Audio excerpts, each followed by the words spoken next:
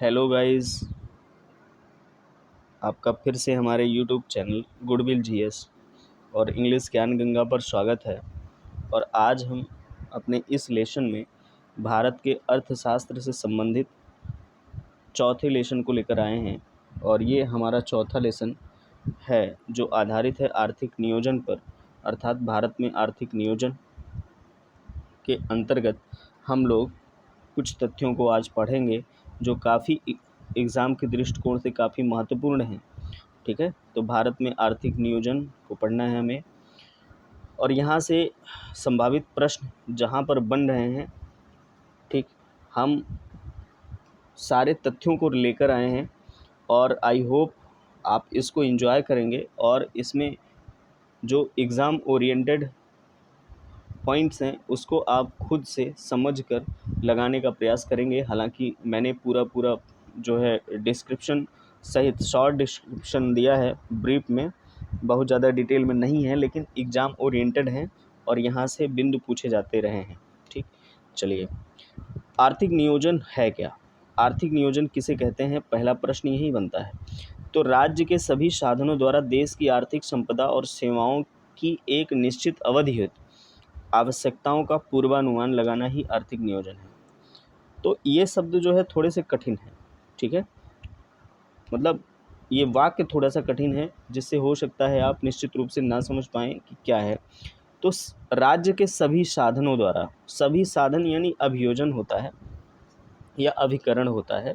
ठीक है, यानी राज्य जितने संसाधनों से चलता है उन सभी का प्रयोग करके, और हमारे देश में या भारत देश में जो आर्थिक संपदा है, ठीक है, आर्थिक संपदा का मतलब जो वित्त से संबंधित है, धन से संबंधित है, ठीक है, और विकास से संबंधित है, इन सब को लेकर, और सेवाओं से संबंधित, ठीक है, सेवाओं से संबंधित है, इन सब को लेकर एक रणनीति तैयार की जाती है।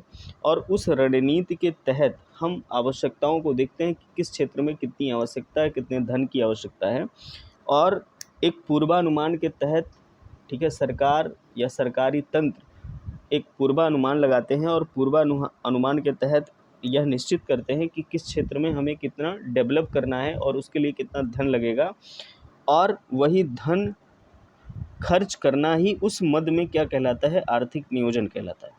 ठीक है, आर्थिक नियोजन कहलाता है। जैसे मान लीजिए इस साल, एक मोटे तौर पे जो इस साल जो है भारत का जो भी बजट रहा है, वर्तमान सरकार ने जो भी बजट प्रस्तुत किया 2022 में, ठीक है, तो 2022 में जो भी बजट भारत सरकार ने प्रस्तुत किया उसमें क्या है, बजट में होता क्या है, ब्यौरा होता है पूरा आय का और व्यय का। ठीक है, और यह ब्यौरा ही क्या कहलाता है, जो आय व्यय का ब्यौरा है, यानी अगर आवत है तो किस मद से जो है भारत में आवत बनता है, जितने भी आवत बनते हैं यानी आय बनता है तो किस मद से बनता है, और जितने भी व्यय बनते हैं, ठीक है, व्यय बनते हैं तो किन मद में व्यय बनता है, ये पूरा डिटेल रखना, ठीक है, सरकारी तंत्र का काम है और डिटेल देना सरकारी तंत्र का काम है, जिससे आर्थिक परिस्थिति भारत की समझी जाती है और किस क्षेत्र में कितना खर्च करना है वो समझा जाता है। जैसे मान लीजिए वर्तमान में जो सरकार है, केंद्र सरकार ने जब 1 तारीख को यानी 1 फरवरी को अपना बजट लोकसभा में प्रस्तुत किया, ठीक है, अपना बजट लोकसभा में प्रस्तुत किया, तो वह बजट अनुमानित था। और अनुमानित था कौन से वर्ष के लिए अनुमानित था, तो 2022-23 के लिए, 2022-23 के लिए अनुमानित था। मतलब जो वर्तमान में सेशन चल रहा है वो 2022-23 का ही है। ठीक है, और इसी का बजट 1 तारीख को पहले ही प्रस्तुत कर दिया गया था श्रीमती निर्मला सीतारमण के द्वारा। ठीक, लोकसभा में यह बजट प्रस्तुत किया गया 1 फरवरी 2022 को, और यह कौन से वित्तीय वर्ष के लिए था, तो 2022-23। तो ये जो बजट है ये अनुमान है, एक प्रकार का अनुमान है, और वही आर्थिक नियोजन कहलाता है। तो जैसे मान लीजिए पैसा कहाँ से आ रहा है, कहाँ जा रहा है, ठीक है, यही अनुमान होता है और यही क्या होता है, आर्थिक नियोजन कहलाता है। जैसे वर्तमान में जो बजट है, बजट का पूरा आंकड़ा है, ठीक है, वह अगर देखेंगे आप तो टोटल जो आंकड़ा निकल के आया है इस बार वो कितना है, पिछले वर्ष की तुलना में, ठीक है, पिछले वर्ष की तुलना में इस बार जो आंकड़ा आया है, ठीक, वह लगभग मान के चलिए कि आप ऐसे भी निकाल सकते हैं, 74,909 करोड़ रुपया ज़्यादा था पिछले वित्तीय वर्ष की तुलना में। ठीक, तो पिछले वित्तीय वर्ष में कितना था, तो 37,70,000 करोड़ रुपया अनुमानित था पिछले वर्ष 2021-22 में। ठीक है, 37,70,000 करोड़ रुपया अनुमानित था पिछले वर्ष, और इस वर्ष कितना है, तो इस वर्ष है 39,44,909 करोड़ जो है अनुमानित है इस बार। तो ये 2020-21 का आंकड़ा है, 21-22 का आंकड़ा है, और ये 2022-23 का आंकड़ा है। ठीक है, तो आप देख रहे हैं कि ये एक अनुमान होता है जो आने वाले वित्तीय वर्ष के लिए किया जाता है। ठीक है, और यही क्या है, आर्थिक नियोजन। तो किसी एक क्षेत्र में इतना रुपया थोड़ी दिया जाएगा, इतना रुपया किसी एक क्षेत्र में नहीं दिया जाएगा, या इतना रुपया जो अनुमानित किया गया है कि इतना हमको खर्च करना है, ठीक है, इसकी जो है कहाँ से प्राप्ति होगी, कहाँ से आएगा रुपया और किन किन मदों में खर्च होगा, ये पूरा ब्यौरा रखना पड़ता है, और यही क्या कहलाता है, पूर्वानुमान कहलाता है। ठीक है, हालांकि जितना आता है उससे ज़्यादा खर्च होता है, इसलिए हमारे देश का हमेशा घाटा रहता है, यानी बजट हमेशा घाटे में रहता है। ठीक, तो आई होप आप समझ गए हैं कि सभी साधनों का मतलब सरकारी तंत्रों द्वारा, ठीक है, यानी जितने भी सरकारी तंत्र हैं वह सभी अपने विकास और सेवा में लगने वाले खर्चों का पूर्वानुमान लगाते हैं, और वही खर्चे जो है क्या कहलाते हैं, आर्थिक नियोजन कहलाते हैं। ठीक है, आर्थिक नियोजन, ये सिंपल सी भाषा में आपको समझ में आया होगा। चलिए आगे देखते हैं महत्वपूर्ण तथ्य क्या है। तो जो आर्थिक नियोजन है, ठीक है, जो भारत के लिए नियोजित अर्थव्यवस्था है, यानी जिसको प्लान्ड इकोनॉमी फॉर इंडिया कहते हैं, यह एक पुस्तक है। ये महत्वपूर्ण तथ्य एग्जाम में पूछा गया है, बहुत बार पूछा गया है। तो planned economy for India, Bharat के लिए नियोजित अर्थव्यवस्था, सबसे पहले इन्होंने ही अपनी पुस्तक लिखी और 1934 में इसको प्रकाशित किया, और लेखक कौन थे, सर एम विश्वेश्वरैया। ठीक है, ये किसकी पुस्तक है, सर एम विश्वेश्वरैया की पुस्तक है 1934 में। यानी प्लान्ड इकोनॉमी फॉर इंडिया पहली पुस्तक थी जो पूर्वानुमान से संबंधित थी, और इसको लिखा था किसने, सर एम विश्वेश्वरैया, और इसका प्रकाशन कब किया गया, 1934 ईस्वी में। फिर अगला है हमारा तथ्य, भारतीय राष्ट्रीय कांग्रेस के हरिपुरा अधिवेशन, हरिपुरा एक गांव था। ठीक है, हरिपुरा में भारतीय राष्ट्रीय कांग्रेस का अधिवेशन होता है, 1938 में होता है, और यहाँ पे जो अध्यक्षता करते हैं वो नेताजी सुभाष चंद्र बोस करते हैं, और नेताजी सुभाष चंद्र बोस ने ही सर्वप्रथम राष्ट्रीय नियोजन नीति समिति का जो है गठन किया था। ठीक है, मतलब कांग्रेस के ही सहयोग से गठन किया गया था, राष्ट्रीय नियोजन समिति का गठन किया गया, और इस समिति के अध्यक्ष कौन बने थे, पंडित जवाहरलाल नेहरू। तो यह भी इम्पोर्टेंट है, एक कई बार प्रश्न पूछा गया है, हालांकि पहले वाली किताब के बारे में है तो उससे संबंधित ज़्यादा महत्वपूर्ण प्रश्न बनता है। चलिए आगे देखते हैं, अगला है, एक बम्बई के एक उद्योगपति थे, ठीक है, और एक नहीं 8 उद्योगपति थे, उनमें से एक थे अर्देशीर दयाल की देख रेख में 8 उद्योगपतियों ने 1944 में बॉम्बे प्लान प्रस्तुत किया था। यह अपने प्रकार, मतलब अपने एक में या अपने तरीके से एक पहला जो है आर्थिक नियोजन या आर्थिक प्लान जिसको कह सकते हैं आप, ठीक है, आर्थिक योजना प्रस्तुत की गई थी उद्योगपतियों द्वारा। पहली आर्थिक योजना प्रस्तुत की गई थी कहाँ, बॉम्बे में, बॉम्बे प्लान के नाम से, और ये 1944 में। और इसके देख रेख करता कौन थे, अध्यक्ष कौन थे, तो अर्देशीर दयाल थे। ठीक, 1934 ईस्वी में श्रीमन्नारायण ने गांधीवादी योजना प्रस्तुत की। अब उसके बाद अन्य योजनाएं आती हैं, तो 1934 नहीं 1943 लिखा है। 1943 में श्रीमन्नारायण ने गांधीवादी योजना प्रस्तुत की। 1945 में श्रमिक नेता, ठीक है, श्रमिक नेता मतलब जो है, जो श्रमिक वर्ग था उसके अगुआ नेता एम.एन. रॉय ने जन योजना पीपुल्स प्लान को प्रस्तुत किया, तथा 1950 में जयप्रकाश नारायण ने सर्वोदय योजना को प्रस्तुत किया। और ये सर्वोदय योजना को बहुत बार पूछा गया है कि सर्वोदय योजना को प्रस्तुत करने वाले कौन थे, तो जयप्रकाश नारायण थे। ठीक, फिर इसके बाद आता है हमारा योजना आयोग, यानी जो ये नीतियाँ बनाता है। ठीक है, कौन बनाता है, या पहले कौन बनाता था, योजना आयोग बनाता था। वर्तमान में नीति आयोग के रूप में इसको ट्रांसफ़र कर दिया गया है, तो पहले योजना आयोग बनाता था। तो योजना आयोग, प्लानिंग कमीशन, इसके तहत हम लोग पढ़ेंगे कि इसका गठन कब किया गया था। ठीक है, और इसके अध्यक्ष वगैरह कौन होते थे, इसका कार्य क्या होता था। ठीक, उसके बाद वर्तमान में क्या प्रावधान है इससे संबंधित। तो योजना आयोग, प्लानिंग कमीशन, तो एक जो है अर्थशास्त्री थे केसी नियोगी, और केसी नियोगी समिति ने एक संस्तुति दी थी, और उसी संस्तुति के आधार पर, और कब दी थी, तो 1946 में।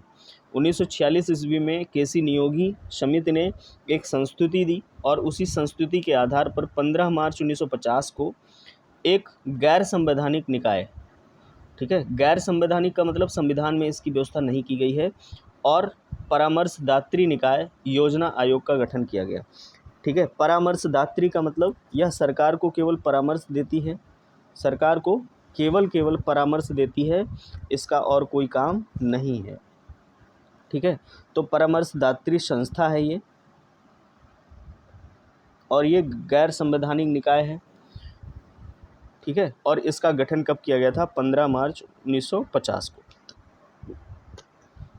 ठीक, इसका काम है परामर्श देना।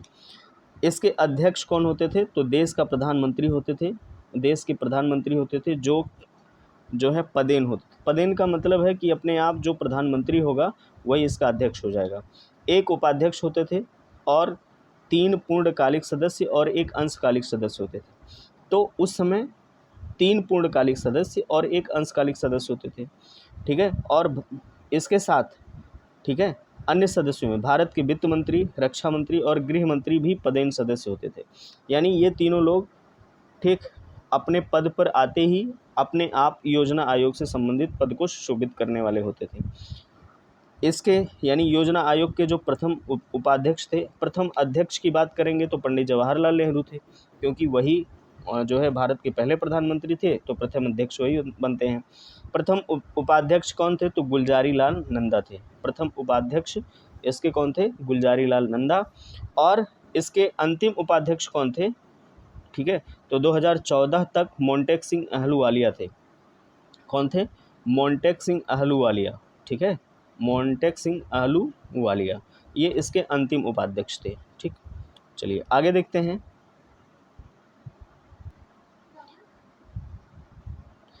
तो नीति आयोग,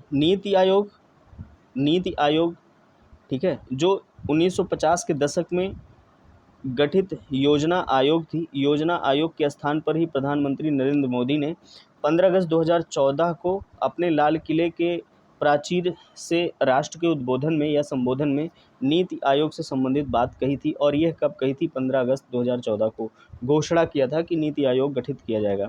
और नीति का मतलब क्या होता है, national institution for transforming India. ठीक है, एन से नेशनल, आई से इंस्टीट्यूशन, टी से ट्रांसफॉर्मिंग और आई से इंडिया। ठीक है, तो इसका एब्रीविएशन बनता है नीति बनता है। और इसका मतलब क्या होता है हिंदी में, तो राष्ट्रीय भारत परिवर्तन संस्थान,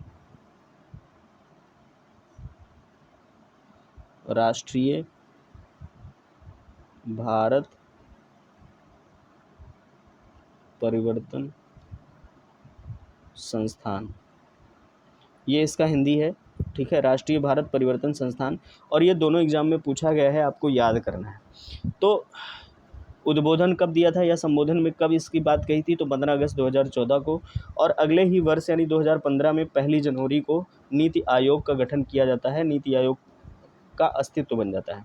और प्रधानमंत्री इसका जो है अध्यक्ष होता है, यानी प्रधानमंत्री की अध्यक्षता वाला यह आयोग सरकार के थिंक टैंक यानी बौद्धिक संस्थान के रूप में कार्य करती है और केंद्र तथा राज्य सरकारों के बीच नीति निर्माण करने का काम भी करती है।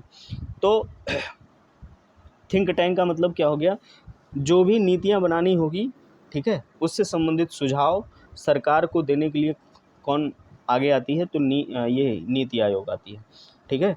फिर आगे है राष्ट्रीय व अंतर्राष्ट्रीय महत्व के मुद्दों या जरूरी मुद्दों पर केंद्र तथा राज्य सरकारों को रणनीतिक व तकनीकी सलाह भी देता है, यानी यह एक सलाहकारी संस्था है, परामर्शदात्री संस्था है।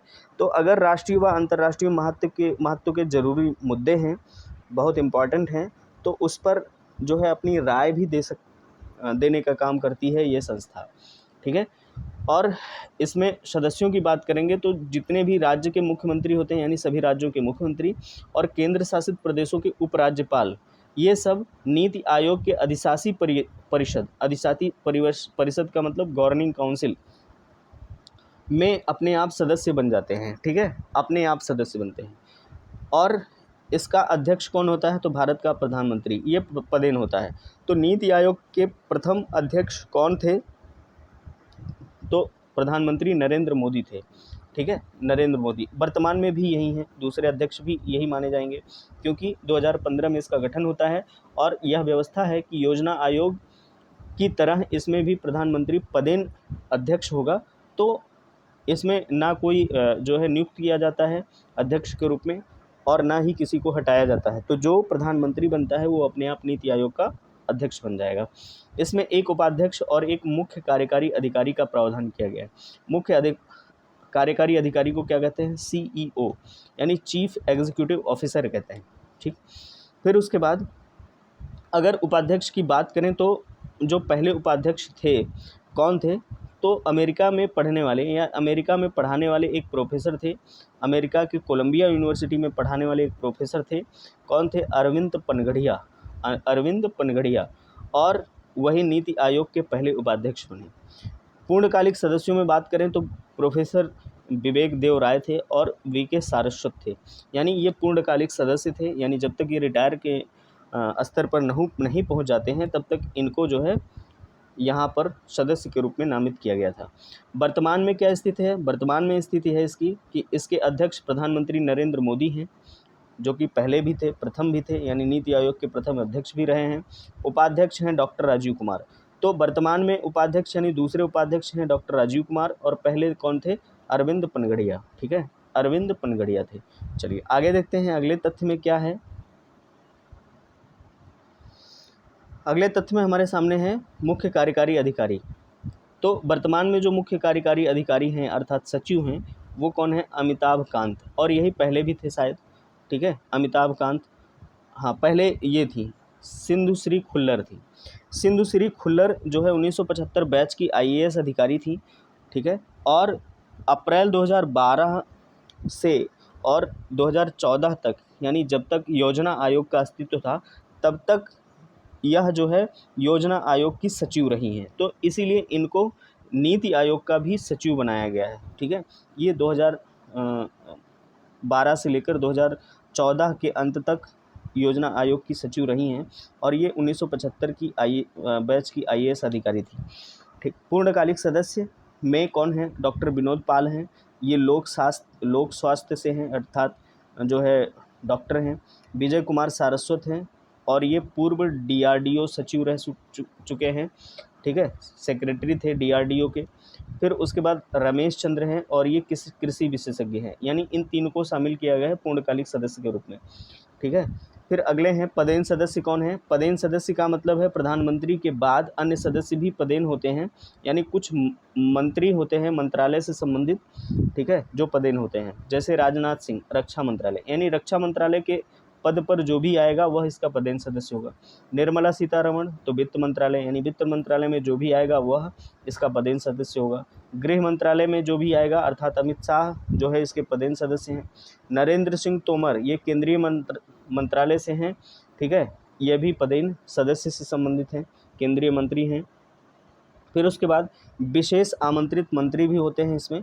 तो विशेष आमंत्रित मंत्री वर्तमान में 2 लोग हैं, नितिन गडकरी जो सड़क परिवहन मंत्री हैं, और पीयूष गोयल हैं जो वाणिज्य एवं उद्योग मंत्री हैं। ये दोनों विशेष आमंत्रित मंत्री हैं। ठीक है, हो सकता है प्रश्न पूछा जाए, इसीलिए हमने ये चीज़ें आप लोगों के सामने प्रस्तुत की। इसका उद्देश्य क्या है? उद्देश्य क्या है इसका? तो ये कुछ उद्देश्य नीचे दिए गए हैं, जिनमें से आपको समझना है कि ये करता क्या है। ठीक है, तो सहकारी उद्देश्यों को प्राप्त करने के लिए राज्यों के सहभागी भूमिका को बढ़ाकर सहकारी संघवाद को बढ़ाना। ठीक है, सहकारी संघवाद यानी एकजुटता को बढ़ाना, जिसमें सरकार जो है सहयोग करती है, वही सहकारी होता है। ठीक है, सरकार के सहयोग से उद्देश्यों को प्राप्त करना ही सहकारी उद्देश्य कहलाता है। प्राइवेट व्यक्ति यानी निजी व्यक्ति और सरकारी दोनों एक साथ मिलकर काम करें तो वही सहकारिता कहलाती है। और इस काम को बढ़ाने के लिए इसका पहला उद्देश्य है, यानी नीति आयोग का ग्रामीण स्तर से विकास कार्य आरंभ करना, यानी जो भी काम करना वह एकदम निचले स्तर से, ग्रामीण स्तर से करना। देश में नवाचार व प्रौद्योगिकी को बढ़ाना। नवाचार का मतलब इनोवेटिव। ठीक है, नवाचार का मतलब इनोवेटिव यानी कुछ भी नए चीज़ का निर्माण करना, और उस नए चीज़ के निर्माण करने को लेकर प्रौद्योगिकी अर्थात टेक्नोलॉजी की मदद लेना और टेक्नोलॉजी को बढ़ाना। ठीक, फिर उसके बाद राज्यों के सक्रिय भागीदारी से विकास। देखो, भारत जो है राज्यों में बटा हुआ है। राज्यों में बटा होने के कारण, ठीक है, केंद्र सरकार यदि चाहे कि हम अकेले सब कुछ कर लें तो नहीं कर सकती है, उसको स्थानीय सरकार की आवश्यकता पड़ेगी, सहयोग की आवश्यकता पड़ेगी। तो बिना राज्यों के सक्रिय भागीदारी के किसी भी क्षेत्र का विकास नहीं हो सकता। फिर है समाज के पिछड़े वंचित वर्गों का विकास। ठीक, तो जब तक जनता विकसित नहीं होगी या जनता विकासशील नहीं होगी, तब तक देश विकासशील नहीं हो सकता है। इसीलिए इसका एक उद्देश्य यह भी है कि समाज के जितने भी पिछड़े वंचित वर्ग हैं, चाहे वो आर्थिक रूप से हों, सामाजिक रूप से हों, उनको उसी प्रकार से जो है विकसित दिशा में या विकासशील दिशा में मोड़ना, विकासशील दिशा में लेकर आना। ठीक,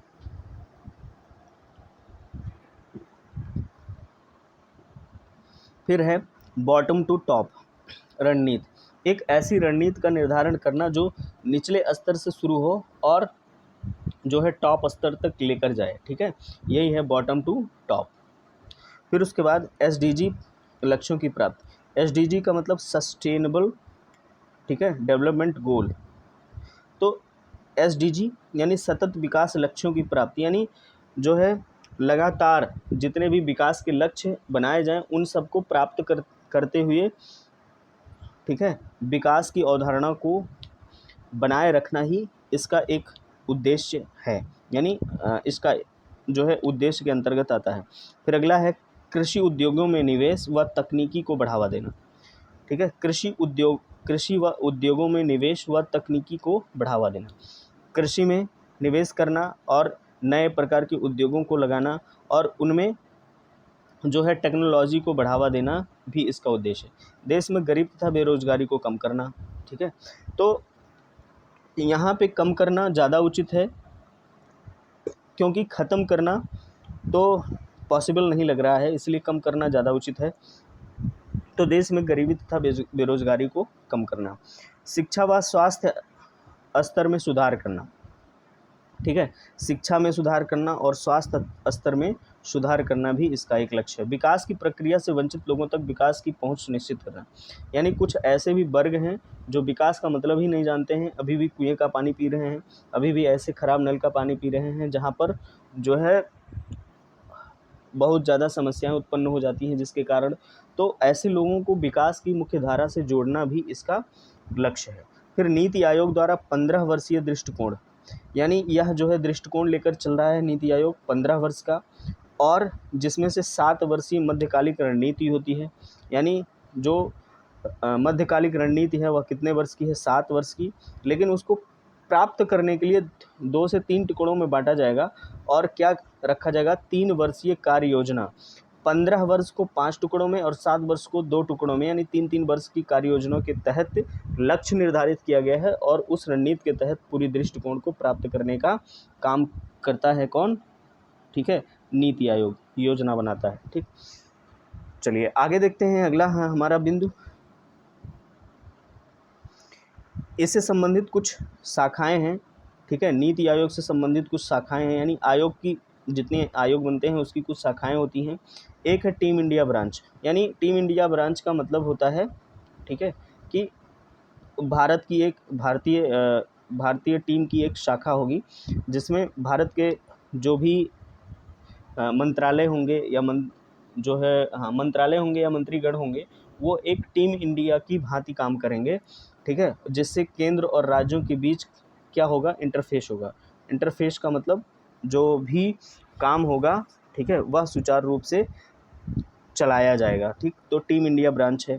और थिंक टैंक है, यानी ज्ञान व नवाचार शाखा, ठीक है। ज्ञान व नवाचार इनोवेटिव शाखा होगी, थिंक टैंक होगी, विचार परामर्शदात्री संस्था ही है जो नीति आयोग के लिए कार्य योजना का निर्धारण करेगी। तो ये इसकी दो शाखाएं हैं, थिंक टैंक यानी ज्ञान व नवाचार शाखा और टीम इंडिया ब्रांच, ठीक। इससे संबंधित कुछ विभाग हैं, और विभाग कौन से हैं, तो राष्ट्रीय श्रम अर्थशास्त्र शोध एवं विकास संस्थान, और इसकी स्थापना 1962 में हुई थी, और इसका जो मुख्यालय है नरेला, दिल्ली में है। राष्ट्रीय श्रम अर्थशास्त्र शोध एवं विकास संस्थान, याद रखिए यह योजना आयोग से संबंधित भी था, और जब नीति आयोग आया योजना आयोग के स्थान पर, तो यह किससे संबंधित हो गया, नीति आयोग से। फिर विकास निगरानी व मूल्यांकन कार्यालय, और इसकी स्थापना की गई थी 1954 में, और दिल्ली में इसका मुख्यालय है। विकास निगरानी व मूल्यांकन कार्यालय, ठीक है। स्थापना वर्ष याद रखिएगा, बाकी मुख्यालय से संबंधित बहुत ज़्यादा ज़रूरत नहीं है, याद रखना। फिर अगला है नीति आयोग द्वारा प्रकाशित सूचकांक, यानी कुछ इंडेक्स भी जारी करता है नीति आयोग, और जो कई बार एग्जाम्स में पूछे गए हैं, और आप यहाँ से जितने ये हैं 7 बहुत इम्पॉर्टेंट हैं, और इनको आप याद करेंगे, ठीक है। तो भारत में ही ये जारी होते हैं, राष्ट्रीय स्तर पर ही जारी होते हैं, अंतर्राष्ट्रीय स्तर पर नहीं। Composite water management index, composite water management index, ठीक है, यानी जो है जो जल है, जल नीति, ठीक है। तो कौन सा राज्य कंपोजिट वाटर मैनेजमेंट के अंतर्गत प्रथम है, दूसरा है, तीसरा है, ठीक है। यह इंडेक्स जारी करने का काम कौन करता है, नीति आयोग, ठीक। School education quality index, school education quality index, यानी कौन सा राज्य किस तरह की एजुकेशन क्वालिटी रखता है, ठीक है, पहला कौन है, दूसरा कौन है। तो इस तरह से भी इंडेक्स जारी करने का काम कौन करता है, नीति आयोग। फिर India innovation index, India innovation के इंडेक्स के अंतर्गत जो है यह शहर वाइज भी और ज़िला वाइज भी और राज्य वाइज भी इंडेक्स जारी किया जाता है कि कौन सा राज्य किस प्रोडक्ट को बढ़ावा दे रहा है, ठीक है। तो या कौन सा ज़िला किस प्रोडक्ट को बढ़ावा दे रहा है, यही है इंडिया इनोवेशन इंडेक्स। फिर एसडीजी इंडिया इंडेक्स, यानी यह राज्य के अंतर्गत जारी किया जाता है, यानी कौन सा राज्य अपने सस्टेनेबल डेवलपमेंट को अचीव कर रहा है, पहले स्थान पर कौन है, दूसरे स्थान पर कौन है, यह भी जारी करने का काम नीति आयोग है। फिर राष्ट्रीय स्वास्थ्य सूचकांक, तो यह भी राज्यवार जारी किया जाता है कि कौन सा राज्य कितना बीमार है, ठीक है, यानी वहाँ के लोग कितने बीमार हैं, कितने % जनसंख्या बीमारी से ग्रसित है, भूखमरी से ग्रसित है, ठीक है। तो ये सब नीति आयोग द्वारा प्रकाशित किया जाता है, जारी किया जाता है। फिर निर्यात तत्परता सूचकांक, निर्यात का मतलब हो गया कि कोई वस्तु बाहर कितनी भेजी जा रही है, कितना प्रोडक्शन हो रहा है, उससे संबंधित। तो यह भी सूचकांक के अंतर्गत आता है, और इसे भी जारी करने का काम कौन करता है, नीति आयोग। फिर अगला है ईज़ ऑफ लिविंग इंडेक्स, तो यह अंतर्राष्ट्रीय स्तर पर भी जारी किया जाता है, ईज़ ऑफ लिविंग। तो ईज़ ऑफ लिविंग यानी भारत में जो राज्यों में ईज़ ऑफ लिविंग है, कितनी आसानी से लोग रह रहे हैं, ठीक है, कितनी आसानी से यानी कितनी आसान जीवन व्यतीत कर रहे हैं, यही है ईज़ ऑफ लिविंग इंडेक्स, और यह भी नीति आयोग ही जारी करता है, ठीक। तो ये थी हमारी आज की क्लास, और अगले क्लास में हम नीति आयोग के बाद राष्ट्रीय विकास परिषद, ठीक है, और जो है अंतर्राज्यीय परिषद, इन दोनों को पढ़ने के बाद पंचवर्षीय योजना जो टोटल हमारे देश में, ठीक है, या हमारी भारत सरकार द्वारा, पूर्व भारत सरकार द्वारा जो 12 पंचवर्षीय योजना चलाई गई थी, उनको हम लोग पढ़ेंगे, और उन योजनाओं के तहत क्या क्या बातें हुई थी, क्या क्या गोल थे, और कितना हमने प्राप्त किया था, ठीक है। इन सबको हम लोग अगली वीडियो में पढ़ेंगे अगली वीडियो के माध्यम से, अगले नोट्स के माध्यम से। तो आज के लिए इतना ही, और आई होप आपको अवश्य समझ में आया होगा। और यदि आप समझ गए हों तो प्लीज़ हमारे चैनल को अवश्य सब्सक्राइब करें, ठीक है। तो सब्सक्राइब कर लें हमारे चैनल को, जिससे कि इससे संबंधित नोटिफिकेशन आपको मिलता रहे, ठीक है। तो प्लीज़ सब्सक्राइब आवर चैनल। चलिए, तो आज के लिए इतना ही, चलते हैं, नेक्स्ट वीडियो में मिलेंगे। तब तक के लिए जय हिंद, जय भारत, धन्यवाद।